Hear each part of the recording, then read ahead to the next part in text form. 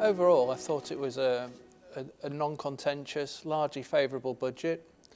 There are a lot of measures in there for your owner-managed business and your entrepreneur. Lots of little things that just make their day-to-day life a little bit easier, with some nice tax reliefs and incentives. We saw the continuing commitment to reduce the corporation tax rate to 17% with effect from 2020. Now that's come down hugely over recent years. It wasn't too many years ago we had a 28% rate. We've seen a sort of softening of some of the loss provisions around companies to enable small companies to relieve their losses more readily. We've seen some increased favourable measures for entrepreneurs. There was some debate before today as to whether or not we'd see some sort of infringement on entrepreneurs relief, which is the relief that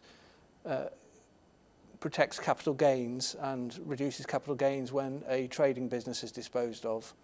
There was some debate as to whether or not that would be tailored back in some way.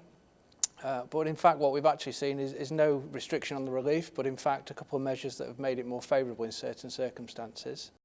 We've seen a reduction in capital gains tax rates for individuals. So the headline rates have gone from 28% to 18% for higher rate taxpayers and 18% to 10% for basic rate taxpayers.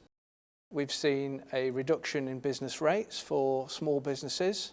So where you have a property with a rateable value of less than £12,000 now, you'll pay no business rates.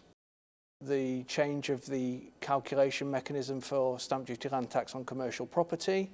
We've gone on to a slab rate, similar to that was adopted last year for residential property, which in most cases will make the stamp duty land tax charge more favourable for commercial property acquisitions. You've got to judge these changes really in the context of things that are happening more broadly. We've had a bit of an attack on large corporates, and I think that is probably where a significant part of the tax take to pay for all these incentives is going to come from.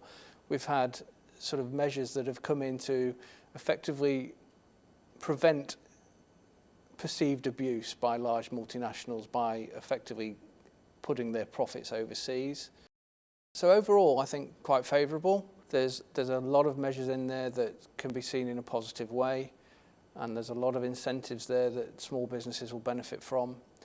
And overall, an upbeat budget, I think, given the backdrop to the EU referendum and the challenging times that we face.